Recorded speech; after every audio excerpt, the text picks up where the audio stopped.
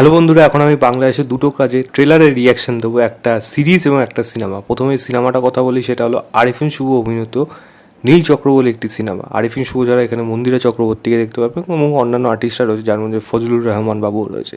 ছোটো করে যদি গল্পটা বলি, এখানে ট্রেলার থেকে যা জানা যাচ্ছে, বেশ কিছু মহিলা, বিশেষ করে মেয়েদের উপর, কম বয়সী মেয়েদের উপর, তাদের উপর বিভিন্ন রকম এক্সটর্শন হচ্ছে এবং তাদের ভিডিও বিভিন্ন রকমভাবে ভাইরাল করে দেওয়া হচ্ছে এবং তার মধ্যে ড্রাগ কেলেঙ্কারিও জড়িত রয়েছে।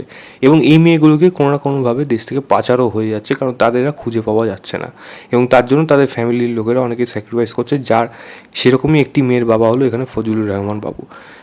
আর আরিফিন শুভর যে ক্যারেক্টারটা রয়েছে, সে হলো সেখানে ইনভেস্টিগেশন অফিসার এবং সে কাইন্ড অফ, তার ওই মাছের চেহারা এবং সে তো আসবে যখন উদুম কেলিয়ে সেগুলো বার করবে। এবার তার উদ্দেশ্য হলো এই চক্রটার মাথাকে ধরে নেওয়া।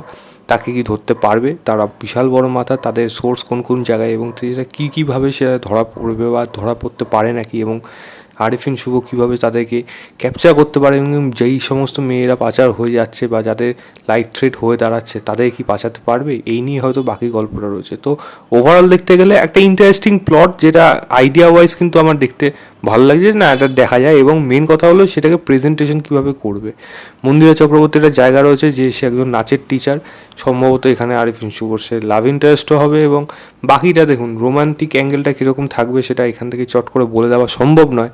তবে হ্যাঁ, এটুকু বলতে পারি, ভালো লাগছে মন্দিরা চক্রবর্তী, এমনিও দেখতে সুন্দর, তাকে আরও ভালো লাগছে এখানে নাচের দৃশ্যে। এবং এখানে যে গল্পটা যেভাবে এগোবে এবং সেখানে ফজলুর রহমান বাবুর ক্যারেক্টারটাই বা কী করবে, সে কি শুধু চুপ হয়ে বসে থাকবে, নাকি একজন মেয়ের বাবা হিসেবে সেও মেয়েরকে ফিরিয়ে আনার জন্য বা বাঁচিয়ে আনার জন্য সেও একটা নিজস্ব লড়াই লড়বে। এবং এর মাঝখানে এই যে মেয়েদের যে হাফিস করে দেওয়া হচ্ছে, তাদের ভিডিও লিক করে দেওয়া হচ্ছে, এটা সম্পূর্ণভাবে আইডিয়া করা হচ্ছে যে পুলিশের তরফ থেকে, আরিফিন শুভর তরফ থেকে, যে এটা সম্পূর্ণ একটা আইওয়াশ, এর পেছনে অন্য কোনো উদ্দেশ্য আছে। তো উদ্দেশ্যটা কী এবং সেটা কারা এর মধ্যে জড়িত, এই সমস্ত কিছু কিন্তু গল্পের মধ্যে থেকে উঠে আসবে। তো দেখা যাক কাজটা কীরকম হয়। আমরা তো এখানে তো কবে আমরা দেখতে পাবো জানি না, এবং কীভাবে দেখতে পাবো সেটা হয়তো আপনারা অনেকেই জানেন। সেরকম সেগুলোই হলো হয়তো একমাত্র উপায়। দেখা যাক সেগুলো কীরকম হয়, যখন পাবো সেরকমভাবে দেখার চেষ্টা করব। আমি ট্রেলার লিঙ্কটা দিয়ে রাখছি ডিসক্রিপশনে, আপনারা অবশ্যই দেখবেন এবং দেখে জানাবেন আপনাদের কেমন লেগেছে। দ্বিতীয় যে কথাটা বলবো সেটা হলো হইচই বাংলাদেশের নতুন সিরিজ, অমিতাভ রেজা চৌধুরী পরিচালিত বোহেমিয়ান ঘোড়া, যেখানে লিড রোলে আছে হলো নান আদার দেন, দুটো কথা মনে রাখবেন, মোশাররফ করিম। তো এই মানুষটা, মানে যখনই এই সিরিজটা যেরকম গল্প, না আমার মোশাররফ করিমকে দেখে সে ঠুয়া, ক্যারাম, এই সমস্ত যেই দেখেছিলাম না, ওই কথাগুলো মনে পড়ে যাচ্ছে। ক্যারেক্টারটা পুরো ওরকম টাইপের জিনিসই করছে এখানে।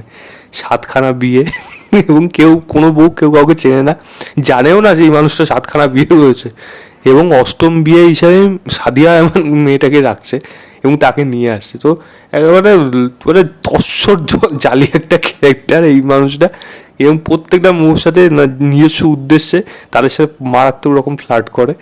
এবং এখানে 6 নম্বর যে রয়েছে, সে যখন জিজ্ঞেস করছে যে আপনার কটা বিয়ে, আমি কত নম্বর, এত নম্বর, উদুম মারতে আসছিল। সুগার ড্যাডি হোক, যেই জায়গাগুলো হোক, যা যা কথা এখানে উঠে আসছে, দেখতে কিন্তু বেশ মজা লাগছে। সাদিয়া রহমানকে এমনি প্রচণ্ড মিষ্টি লাগে এবং অদ্ভুত একটা মোশাররফকে নিয়ে কত এজ ডিফারেন্স তার এগেনস্ট রাখা হচ্ছে, সেখানে তাদের দেখতেও ভালো লাগছে, মিষ্টি লাগছে ব্যাপারগুলো।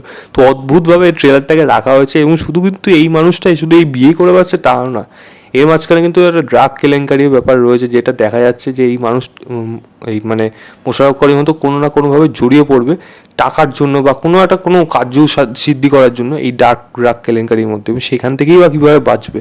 অলরেডি বউরা একে অপরকে চায় না, যার মধ্যে দুজন খুবই ডেঞ্জারাস, যদি জানতে পারে কেটে ফেলে দেবে রীতিমতো, এরকম টাইপের বউ।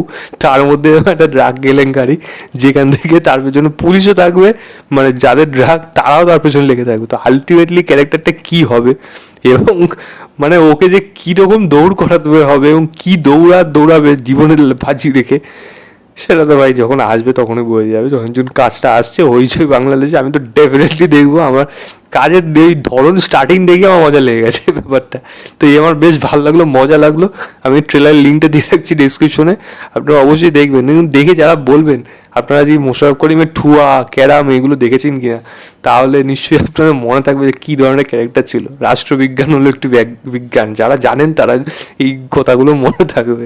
যাই হোক, আপনার ট্রেলার দেখে বলবেন আপনাদের কেমন লেগেছে। তো এই ছিল আমার overall trailer reaction of Neelchakra এবং ট্রেলার রিয়াকশন অফ বহির্মান করা। ভিডিওটা ভালো লাগলে লাইক শেয়ার, চ্যানেলটাকে অবশ্যই সাবস্ক্রাইব করে দেবেন। বাই।